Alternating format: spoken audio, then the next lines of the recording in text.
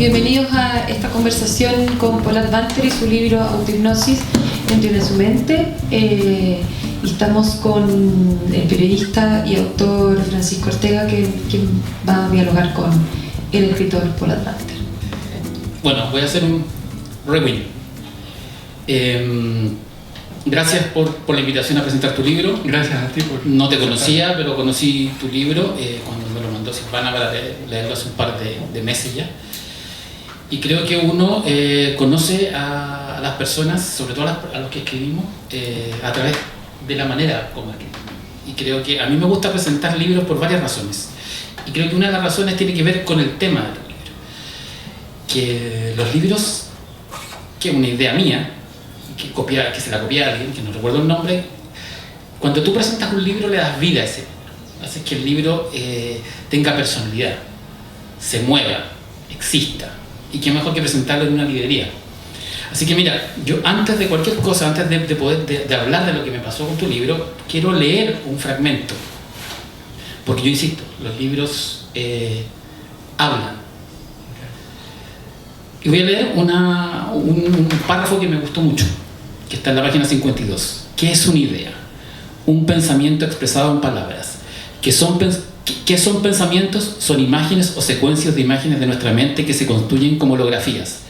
Todos los seres humanos pensamos y pensamos en imágenes. ¿Sabían ustedes que en nuestra mente incluso los sonidos y las sensaciones son imágenes? Hay imágenes de sonidos e imágenes de sensaciones, olores y tacto. ¿Qué me pasó con este párrafo y con tu libro? Me pasó una cosa, cuando estoy leyendo tu libro, en forma paralela me toca presentar un libro póstumo de Oreste Plat, que en apariencia no tiene nada que ver con esto, que es folclorista, cultor de los mitos chilenos, de las costumbres del Santiago que pasó.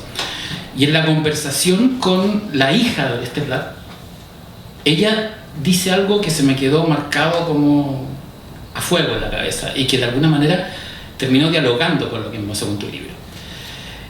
Ella habla que en algún lugar en el año 60, su papá está en Argentina, en Buenos Aires, en una conferencia de antropología y latinoamericana, y le dicen a don Oreste, que no se llama Oreste, que los pueblos ancestrales, los pueblos originarios de Chile y Argentina son como los hermanos pobres de los incas, de los mayas, de los aztecas, porque no hay pirámides, no hay templos, no hay grandes ciudades. Entonces, Oreste Plat se levanta y dice, sí, no tenemos pirámides, no tenemos templos, no tenemos ciudades, ni siquiera tenemos el lenguaje escrito, porque los pueblos originarios de este lado del mundo no dejaron el pueblo escrito. Por lo tanto, todo lo tuvieron que hacer oral. Y en ese sentido, las pirámides chilenas y argentinas, los templos chilenos y argentinos, son los relatos orales, son las experiencias y son los cuentos. No tenemos ni Pirámide del Sol ni Stonehenge, pero tenemos una mitología que es extremadamente personalista y que tiene que ver con la idea de crear imágenes con la mente. Cuando entro en tu libro, me llama la atención esto del tren en su mente. Me acuerdo que Silvana me hace llegar el libro y me dice, esto te va a gustar porque es como Star Wars, y yo soy bien fanático de Star Wars, entonces y todo tiene que ver con Star Wars. Y entro en tu relato, en tu libro, pensando abordarlo como un libro de autoayuda, un libro que me va a enseñar a mí a ser mejor persona, a descubrir los secretos. Y finalmente lo que me encuentro en tu libro es casi un taller literario, un taller literario mental. ¿Por la poesía? Por la poesía y por el hecho de que la autohipnosis, al menos como yo la entendí leyendo tu libro, es básicamente contarnos historias a nosotros mismos. Es descubrirnos. Todos nosotros somos una historia, todos nosotros tenemos, se dice que desde Aristóteles que todas las historias tienen 3 actos, nosotros tenemos 3 actos, ¿no? Nacemos, crecemos, nos morimos. Y por lo tanto, en ese sentido, lo que hago, lo que me ocurrió nadando dentro de tu libro es son como instrucciones para asumirnos como, a cada uno como historia, y a partir de esas mismas historias que tenemos cada uno de nosotros, poder ir mejorando, poder ir evolucionando de alguna manera. No sé si es una locura mía o qué opináis de lo que te acabo de decir. No lo es para nada, porque es una visión muy pragmática de algo que existe en Escandinavia y que se llama Narrative Therapy. Sí. Y la terapia narrativa es eso, o sea, es considerar que tú eres el autor de tu propia historia y desde ahí imaginarte que estás construyendo tu historia. Gracias. Y que puedes modificar las características de tu personaje. Y como tal, puedes también definir hacia dónde vas o hacia dónde no vas y saber si eso es un capítulo más o te falta otro tomo o cambias de vida. Entonces está muy asociado. ¿Sí? O somos una novela o somos una enciclopedia con varios tomos. ¿Cómo saberlo, no? Porque cada uno lo está coescribiendo con ese yo interno que al mismo tiempo te observa. Pero lo interesante es que la visión que tú le diste es una visión muy sesgada de nosotros, de hipnosis, y tú la pescaste. En la medida que, para mí, hipnosis se conecta con poesía. Y la forma más tradicional de decir que hay hipnosis es cuando tú lees un poema, porque la persona va a trance. Sí, y el origen de la poesía y el origen del relato finalmente tiene que ver con una acción, no sé si la palabra es religiosa, pero es la construcción de un mito, es la construcción de una imagen, es la construcción de un espejo para mirarse a sí mismo. Y por lo menos lo que yo entiendo en tu libro, cuando lo leo, es que uno aborda el proceso de la autohipnosis como mirarse en un espejo. Sí, es así, es así. Y desde esa perspectiva tiene un lado bueno y un lado no tan bueno. Porque cuando tú, no sé si te ha pasado, pero de repente uno está mirándose en un espejo y tú dices, pucha, estaba viendo una foto mía antigua, y ahí te preguntas, ¿qué pasó? ¿En qué momentos tengo todo el pelo blanco si no lo tenía hace 15 años? Y es porque eres tú mismo evaluándote a ti mismo. Entonces, la parte buena es que eres tú, la parte mala es que eres tú, y no necesariamente te ves como deberías verte. Y a veces necesitas una visión externa. Es una de las paradojas humanas. Tú mostrar a otro que eres débil pidiendo ayuda. Y bueno, conversando, mostrando tus dolores. O sea, es súper paradojal decir, ¿sabes qué? Esto me duele, esto me pasa, necesito que me ayudes. Para eso tienes que ser fuerte. Y hay veces que lo necesitas. En el ejercicio de la autohipnosis, como tú lo presentas en este libro, está presente la figura, lo hablábamos antes de venir a este lanzamiento, la figura de un maestro, de alguien que te guíe, pero finalmente para convertirte tú mismo en un maestro. Y esa es la esencia de casi todas las terapias y coaching. O sea, al final, por más que te digan, mira, es otro el que te va a ayudar, es una mentira. Porque eres tú mismo el que estás descubriendo algo que tú mismo vas a tener que hacerte responsable, aceptar y modificar a través de tal vez la guía de la persona. Pero eres tú mismo. Por eso que se dice que toda hipnosis es autohipnosis. Sí. Que nadie te va a poder bueno, yo cuando leí tu libro, eso fue como que me quedó como marcado a fuego. Porque claro, uno no tiene ni idea de lo que es la hipnosis, que es muy distinto a lo que y hablando, por ejemplo, de Star Wars, que a mí también me gusta. O sea, ¿por qué Star Wars produce el trance que producen, no sé, miles de millones de personas? Porque no es solamente 1.000 millones. Yo tengo una idea, porque más que personajes, lo que hay en Star Wars son arquetipos. Bueno, estás hablando de Joseph Campbell y el Hero Journal. Que básicamente Star Wars es el modelo de Joseph Campbell pasado casi por Excel. Lo cumple por minuto el camino de Joseph Campbell. Pero es verdad, porque está el héroe, la heroína, el pícaro, el villano. ¿Cuántas películas han logrado hacer lo mismo de pasar por Excel y no producen el trance? No sé, Duro de Matar 64. Sí, es verdad. O sea, debe estar ahí embutido si lo decodificas semióticamente. Pero, ¿por qué Star Wars? Sí. ¿Y tú tienes la respuesta? Yo no tengo una respuesta, tengo una idea mía. Yo creo que hay una identificación tremenda con el ser, es como el superhéroe, de sorprenderse con aquel ser humano que nos gustaría ser y idealísticamente romper barreras.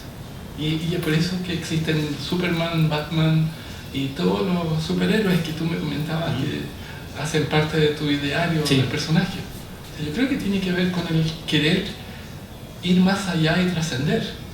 Y Star Wars te concentra en esos hechos así como luchas imposibles de realizar hoy día, pero te imaginas siendo ese personaje o esa mujer jugando roles. Claro, o sea, porque el trance se produce cuando tú te identificas. ¿Por qué un libro es bueno para mí? Porque hay parte, o sea, yo tengo la teoría que somos tan egoístas que algo es bueno cuando la letra te dice algo a ti. No sé si te recuerdas, creo que era la película Imagine, y sale John Lennon, que se enfrenta con un tipo que había saltado al jardín, y el tipo le dice, oye, escuché esa música, no sé, creo que era Woman, es fantástica, habla de mi vida, de mi esposa.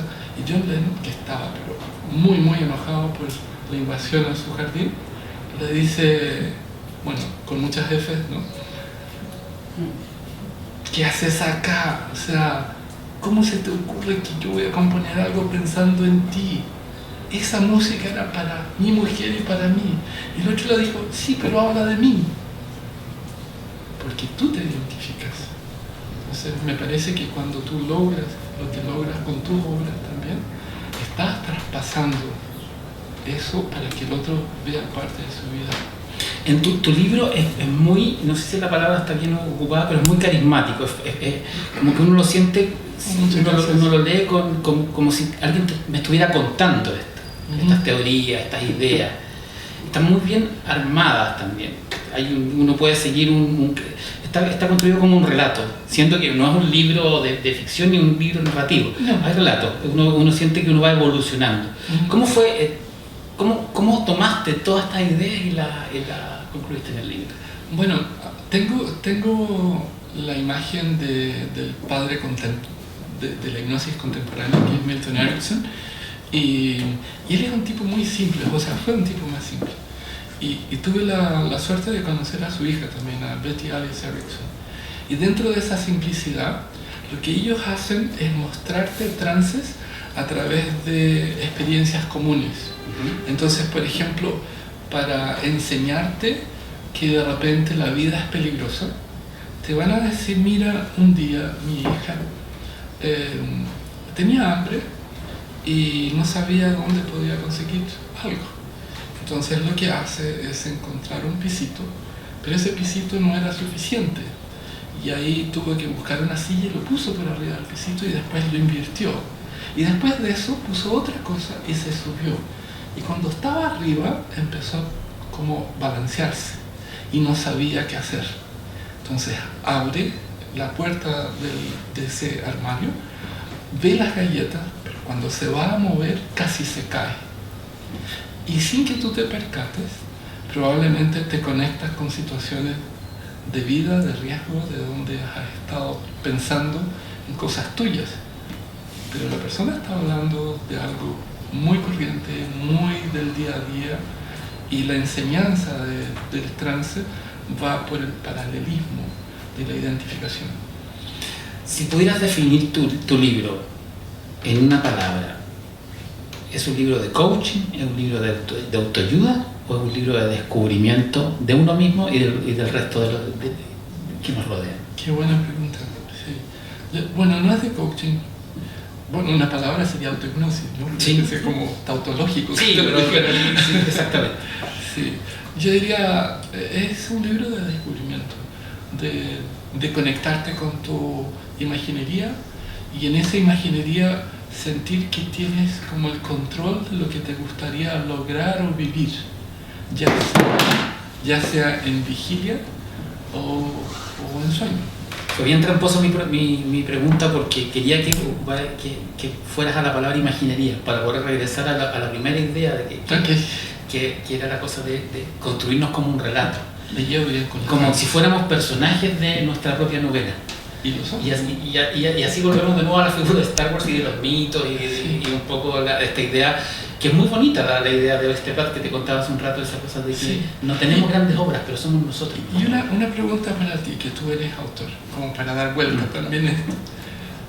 ¿No eres tú también un personaje de ti mismo? Todo el rato. ¿Cierto? O sea, yo lo tengo súper asumido. Y es como mi tema de terapia con mi psicólogo, que a veces no sé dónde estoy. Bueno, puedes seguir entonces. Sí. Pero le he sacado provecho, porque Claro. me dedico a sacar mis egos imaginarios y convertirlos en personajes. Y lo interesante probablemente, no sé si eso te pasa, que independiente de la construcción de tu identidad, donde eres el personaje de ti mismo, otros te ayudan a co-construirla porque Sí. ya han leído de ti. Sí. Y gente cercana y también gente que uno se va cruzando o tropezando, que uno se tropieza con gente, ¿no? también se cruza. Me contabas antes de llegar acá que estás escribiendo, que escribiste libros infantiles. Escribí uno. Pero es parte de tu proyecto, de tu proyecto, porque encuentro que acá hay como Sí. hay un diálogo que se puede hacer a través de literatura de formación. Sí. Tengo dos cosas asociadas, o sea, tres cosas. No son tan pocas. A ver, son tres libros asociados a niños.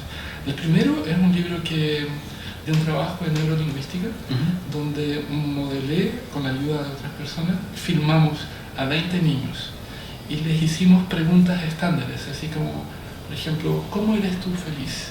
¿Cómo consigues tú hacer amigos? ¿Cómo consigues perdonar? Y entrevistaba y filmaba a los chicos y las respuestas de ellos las decodifiqué y les preguntaba historias asociadas a eso. Entonces después tuve 20 respuestas de cómo conseguían amigos que eran muy parecidas, historias muy parecidas. Y ese es un libro que se llama Cómo conseguir lo que quiero, o Cuentos de niños para adultos. Y salen cuentos. Después escribí un libro que se llama Cuentos de jardineros y puercoespines, que en realidad es el resumen de un curso de hipnosis, donde la metáfora de la jardinería y los puercoespines, que somos de buena manera nosotros, queriendo escondernos y de repente usando los espinos para salir sobrevivientes, se conectan con distintas etapas de desarrollo. Y este último, que todavía no lo publico, que se llama Giti Curió, que es una historia de dos pajaritas que adoptan a una pajarita. Y bueno, tienen sus sobresaltos por el atrevimiento que hicieron. Oye, este libro estaba en una mesa de centro de mi casa, cuando lo estaba leyendo, llega un amigo y lo toma y dice, ¿y esto es para aprender a ser superhéroe? Te hago esa misma pregunta. La pregunta es... Yo Sí. no te voy a decir lo que le contesté, pero... Sí. Pero te quiero saber. Es una buena pregunta, porque hace un par de años yo he visto, no sé por qué, porque debe ser porque la repiten muchas veces, un programa de la CNN que se llama Heroes. ¿Sí? Sí. ¿Lo has visto también? Y es impresionante qué hace esa gente que se transforma en héroe. Y tú no sabes si hay un límite entre estúpido o idealista o estúpido idealista, y gente que se lanza así del 6º piso para salvar a alguien que está abajo, o personas que se tiran en un río que no saben nadar para salvar a alguien. Entonces, si ser superhéroe es luchar por tus ideales eventualmente, sin tener ese grado de conciencia sobre tu existencia posterior, tal vez sí. Tal vez no en la medida que muchas personas lo vayan a usar para cosas bastante más del día a día, de conseguir cosas muy conductuales, comportamentales, tal vez actitudinales. Bueno, yo le contesté que era básicamente un libro de descubrimiento y que te enseñaba cómo mirarte al espejo para construirte a ti mismo a través de una historia. Porque a mí me gusta mucho una palabra que usamos muy poco, que es la palabra aventura. Aventura. Que creo que cuando en mi trabajo, por ejemplo, voy a escribir una novela de aventuras, todo el mundo se imagina que voy a escribir El Señor de los Anillos, y finalmente una novela de aventuras puede ser la historia de un chico de 24 años en un departamento en Ñuñoa, y quien no sale de ese departamento es una aventura en sí mismo, una aventura cerrada, como una aventura recorrer la Tierra Media para tirar el anillo en Mordor. Claro, claro. Y de alguna manera, cuando nos miramos al espejo y nos vamos construyendo nosotros mismos, quienes nos vamos deconstruyendo y construyendo sobre quiénes vamos a ser, es una aventura interna. Es cierto. Y este es un libro que de alguna manera es sobre aventuras internas. Sí, es cierto, es cierto. Creo que, como estás hablando de autohipnosis, depende tanto de la mirada Sí. y de la necesidad y incluso de la construcción dialéctica que tienes tú. O sea, tú tienes esa competencia de abrir y abrir y abrir y darle dimensiones humanas infinitas. Pero tal vez otra persona más simple que dice, mira, me cuesta levantar temprano, lo usa así como necesito un cuchillo para tal cosa. Y también le debiera servir. Entonces, la pregunta es, ¿quién necesitas tú para eso? ¿Sí? Y en ese sentido, la autohipnosis le sirve a cualquier persona.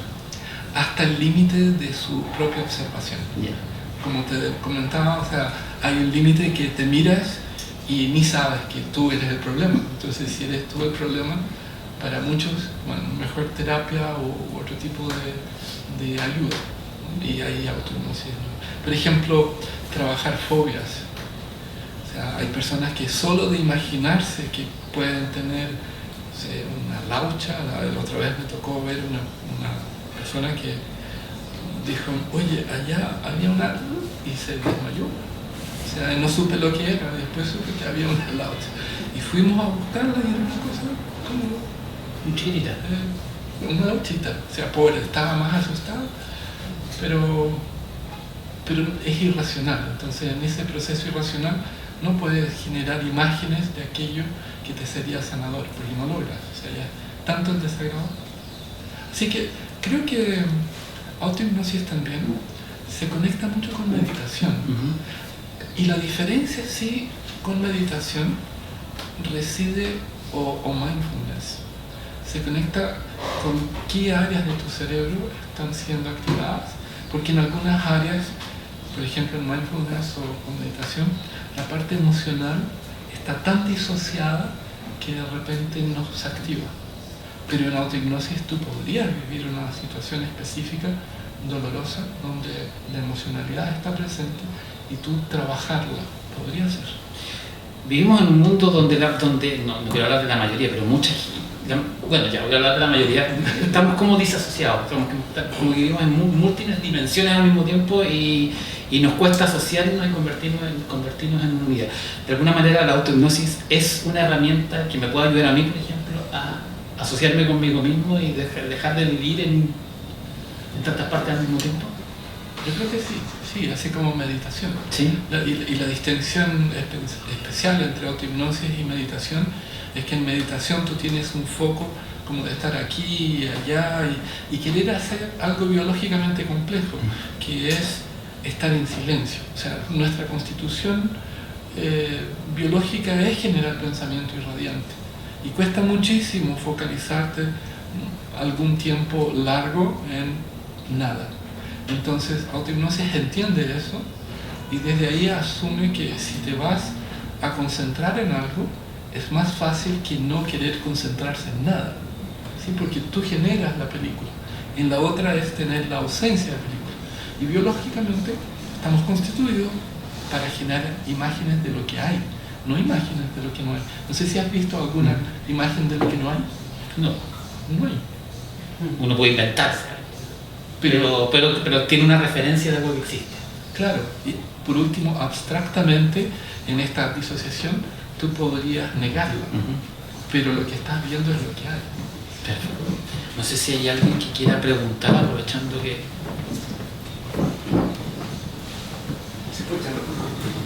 Sí. Sí. Muy bien. Te pregunto por como el intermediario entre los clientes y tu libro. La palabra hipnosis carga con un estigma como mágico, como que en los circos se hipnotizaba, como que esa es la idea que, Gracias. ¿no? que predomina en el tipo que llega y hipnotiza a su audiencia y va de ciudad en ciudad y... ¿Tu nombre? Juan.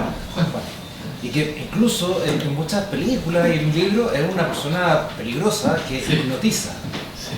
Entonces la palabra hipnosis en general tiene un sesgo de de parafernalia, e incluso nociva, que se exhibía como circensemente. Y claro, cuesta decirle al público que la hipnosis tiene que ver con otro proceso. ¿De dónde proviene ese cómo podrías tú identificar esa caricatura que pesa sobre la palabra hipnosis? Sí, es terrible. Es cierto. Iba a hacer la misma pregunta, pero... Sí, bueno, a inicios del siglo pasado, finales del siglo XIX, hay una novela donde el personaje enamora supuestamente a una mujer a través de su mirada y con eso hace con que ella ceda sus favores, así creo que se decía, a él. No sé cómo lo diríamos hoy día, pero ella dijo que se entregó porque la hipnotizaron. Supuestamente, claro, en ese entonces. Pero la carátula que salía, y después se hace una película sobre eso, sale el tipo mirando así, y hasta hoy día encuentra gente haciendo unas cosas muy raras. Entonces la impresión que daba era que había poder y que tú te subyugabas al poder del que operaba tu mente. Y nada más lejos de lo que es la hipnosis, porque como lo decía Francisco, toda hipnosis es autohipnosis. Por lo tanto, si alguien te hipnotiza, es porque tú diste el poder o el permiso para que eso ocurriera. De hecho, hoy día se sabe que el estado de trance, que es parte de hipnosis, es un proceso propio del ciclo ultradiano, que es de nuestro sistema nervioso central, y ocurre cada 90 minutos, o sea, es algo biológico. Sencillamente lo que hacemos como especialistas de hipnosis es catalizar el proceso. Pero quedó. Y además, para más remate, hay gente que vive, y está muy bien porque lo hacen de forma honesta, es un trabajo, hay lo que se llama hipnosis de espectáculo. Entonces siempre tienen la duda si hipnosis de espectáculo es fingido, es arreglado o no. Y la realidad es que no. Lo que sí hay ciertas estructuras que son esenciales. Como por ejemplo, el especialista de hipnosis de espectáculo hace un test de sugestionabilidad hipnótica, que es muy sencillo hacerlo. O sea, yo mirándolos a ustedes, yo ya puedo saber quién es más sugestionable o no. Si hago otra pregunta, puedo detectar más todavía.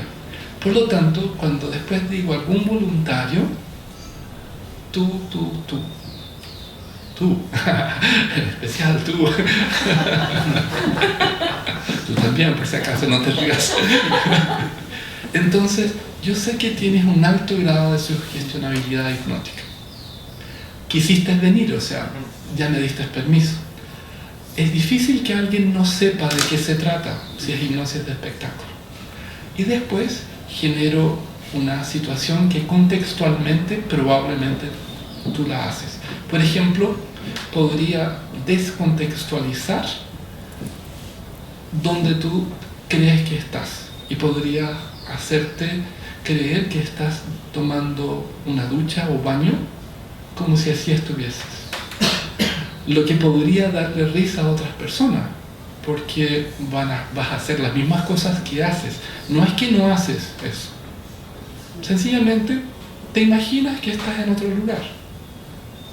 Y es eso, entonces, esa serie de etapas hace con que la gente crea que hay poder. ¿Tú viste una película que se llama, una de Woody Allen, El talismán de Jade, creo? Sí. Es muy buena esa película, es muy divertida. Sí. Sí. Si no la vieron, no la vamos a comentar, porque no es el no vamos a echar el spoiler. No. Porque si contamos el final, ya sí. no. Lo interesante, perdón, era. Sí. Claro, está el que tiene el poder y el dejarse seducir por ese poder también se convirtió en una especie de excusa bastante, en alguna etapa de la historia de la humanidad, bastante aceptada, que actuó bajo los efectos de hipnosis. No es lo mismo con el alcohol. Yo he visto mucha gente que ha salido del closet y que dicen, sí, pero es que pasó esto y estaba tan tomado. Nada, decir que no se percató.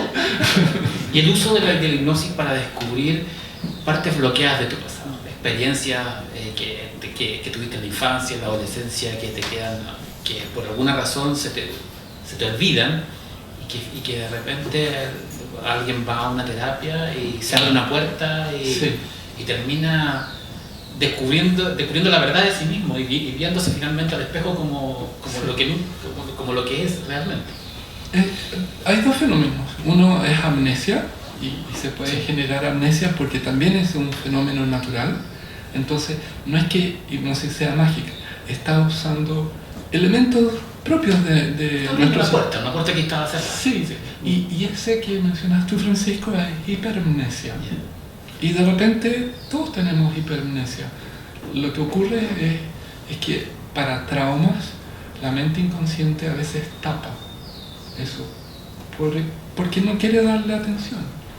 Y en una sesión de terapia pudiera ser que el inconsciente diga, este es el momento, y un elemento existente, no sé, un vaso, un color, un sonido, una experiencia, mira, una experiencia, te digo por una experiencia personal. Yo tenía un recuerdo borrado de mi vida a los 13 años. Sí. Y este año me pasó una cuestión puntual, y de repente ese recuerdo apareció y estaba... Sí, y empecé a hacer llamadas por teléfono, a juntarme con gente, con amigos, compañeros de esa época, y sí, efectivamente, eso que había pasado, pasó. Y lo tenía como absolutamente como... Se me había hasta olvidado. Claro. O sea, como que no existía, y de repente fue como... Claro, sí. Y Juan,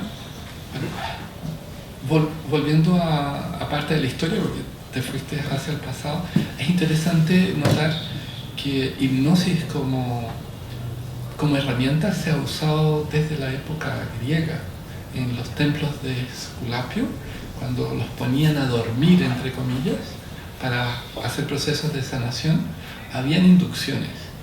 Y después, gran parte de la historia, y que reside hasta el día de hoy, los chamanes, en realidad cuando hacen sus pases mágicos y sus cosas, muchas veces están induciendo trances hipnóticos y a través del efectos placebo. Claro. Así que hay muchos lados. De hecho, se sabe que los médicos, a veces solo por decir algo específico, producen un trance con efecto placebo, lo llaman el efecto del delantal blanco, que es una inducción. O sea, le entregas el poder a esa persona. Y si él te dice, tú vas a sanar, ya tienes un grado de optimismo alto. Incluso se da algo contrario, que si él te dice, no vas a sanar, hoy día tú ya no le crees y buscas otros. Hasta que encuentres uno que te diga, vas a sanar, porque ese es tu foco. ¿Qué pasa con la interpretación de la hipnosis de parte de la ciencia más dura, que dice que todos estos fenómenos no existen? Te lo digo por una cuestión súper puntual. El otro día yo estaba en mi dentista y le digo a Rodrigo, se llama el dentista, le digo, oye, ¿sabes que un amigo va donde un colega tuyo que no usa anestesia, sino que usa hipnosis para que no tengan dolores cuando les hace presión? No, eso no funciona. Eso es mentira, eso es charlatanería. Esto nunca lo voy a hacer acá yo tengo que tener la prueba exacta de cuántas dosis y después te dejas la prueba así, estás como 3 horas con todo hinchado. Y mi amigo que va donde estos dentistas que creo que son brasileños, que atienden en el centro y que no usan... Pero es local. Sí. Okay. Entonces, y le pregunté, pues no, eso no funciona. Y es mucho más cómodo porque como que me duermo, me quedo dormido, me hacen todo y después no tengo dolor ni consecuencia. Bueno, hay... Para no ser... El choque entre la lectura más científica o lógica y... Creo que ahí hay una comprensión no tan definida. Hipnosis es ciencia pura. Yeah. O sea, está neurociencia, si usas un EEG, tú vas a ver las áreas de acción. Incluso hay un libro del psiquiatra Ernest Rossi que se llama Psychology of the Gene Expression, o sea, como la psicología de la expresión genética, y que te habla cómo logras a través de las palabras incidir en modificaciones genéticas. Y si ustedes ven, por ejemplo, una película de terror, no sé si les gusta o no les gusta. Sí, ¿Sí? a mí sí. Ok. Y si ven esa película y se imaginan la escena, que es tarde, en la noche, y de repente escuchan un ruido, y después ¡pum! Probablemente hay una alteración en lo que es las pulsaciones cardíacas, que está influenciando directamente parte de secreciones hormonales. Y si eso se va aumentando, tú produciste alteraciones biológicas profundas. Eso es lo negativo. En lo positivo puedes hacer lo mismo. Claro, tú generas esa película en el otro. Claro. Las vueltas del laberinto de la mente. Quisiera preguntarte por tu trabajo. Pregúntame por eso. Sí. ¿Cómo es tu proceso creativo? Yo creo que, a ver, mi proceso creativo es bien cuadrado. Yo desde que decidí dedicarme a escribir profesionalmente, asumí que este era mi trabajo. Yeah. Que me estaba yendo bien, por lo tanto podía vivir de esto y tenía que hacerlo de la misma manera, de la misma forma como lo hacía cuando trabajaba de periodista en alguna revista o de editor. Cuadrado. Es decir, por cuadrado dices disciplinado. Empiezo me levanto a las 7 de la mañana y a las 8 estoy sentado en el computador, y aunque no tenga la inspiración, me obligo a hacer. Y me trato de concentrar. Y llega un momento en que hay días en que puedo escribir una página o 2 páginas, y hay días en que he escrito 20 páginas. Pero para mí es disciplina. Para mí es disciplina. Y súper estructurado, desde 9 de la mañana a 3 de la tarde, y después de la tarde me dedico a leer o a corregir lo de la mañana, o colaboraciones que hago para medios periodísticos o otras cosas, pero yo soy súper estructurado en eso. ¿Y reconoces tus trances cuando estás escribiendo? Sí, perfectamente. Y soy capaz de reconocer cuando una historia y un personaje despierta. Porque cuando despierta y entro ahí, hay un momento en que lo puedo parar. Y puede temblar, puede tocarme la puerta, y simplemente no pesco. Pero cuando una historia no me está funcionando, lo que me dice que no me está funcionando es que estoy demasiado pendiente de lo que pasa alrededor. Okay. O que tengo que pararme, o que tengo que ir a comprar, o busco excusas para ir a comprar pan en la esquina. Pero cuando yo dije, esto no funciona. Cuando funciona es cuando estoy absolutamente ensimismado, si bien... Eso lo llamamos trance en Ignacio. Sí, es que yo lo descubrí leyendo. Ese estado de focalización. Exactamente. ¿Y tú pasas a ser el personaje? Sí. O sea, escribes de manera... Y eso que a mí me cuesta concentrarme, excepto cuando escribo. Por ejemplo, he perdido mucho tiempo... yo antes cuando leía me concentraba mucho, y cada vez me es más difícil concentrarme cuando leo, pero cuando escribo no. Okay. Cuando escribo soy... incluso puedo ver gente, puedo estar en un café, puedo estar rodeado de gente, pero cuando estoy metido en lo que me importa, estoy ahí. ¿Pero eres como de los pants writers? ¿O? Sí, un poco. ¿Un poco? Sí. Hay como 2 tipos de escritores, ¿no? Uno que uno llama como el escritor que se sienta y escribe, y el escritor que genera estructuras. Yo lo he hecho de las dos maneras. Yo generalmente me siento y escribo, y la última novela que la escribí, que la entregué ahora en septiembre y sale el próximo año, fue la primera vez que hice una novela con estructura, que la delineé completamente. ¿Qué cosa ocurre en cada capítulo? Cada 30 páginas tiene que pasar tal cosa. Fue como muy estructurado. Primera vez que lo hago. Y me salió... No sé si me salió más rápido, porque igual me demoré más de lo que tenía que... Fue una novela larga, 700 páginas. Pero... ¿Cuánto? 700. Harto. Y hay que tomar alianza. Qué bien, qué bien. Pero fue como una forma distinta de aproximarme a la literatura. Yo antes tenía claro cómo empezaba, lo que pasaba en el medio y cómo terminaba. Acá estructuré todo, cada capítulo, cómo se comunicaban los personajes, porque además como son dos historias entrelazadas, tenía que hacerlo así. Porque ¿Las conversaciones en la catedral? Sí. ¿De esa onda? Y en esa onda, pero como que son dos novelas de acción, ¿no? Una tiene un eje que ocurre en 1897 y otro eje que ocurre en el presente. Entonces, dialogaban el pasado con el presente, y eso me obligó a tener que armar una. Pero cuando escribía, volvía a lo que tú llamas en trance acá en el. En trance, sí. Y vi también que tú eres amante, y te comentaba, de música progresiva. Sí, o sea, el rock progresivo, soy como un ñoño del rock progresivo. Sí. ¿A qué se debe eso? Se debe a que la primera música que yo escuché, por mi cuenta, fue gracias a un tío, que era hermano de mi mamá, yo me sentaba con él y él ponía los discos, me acuerdo perfectamente. El lado oscuro de la luna. Más moderno. Campanas tubulares, porque eran en español, eran vinilos, que yo me los quedé con él. Sí. Y la música Flash Gordon de Queen.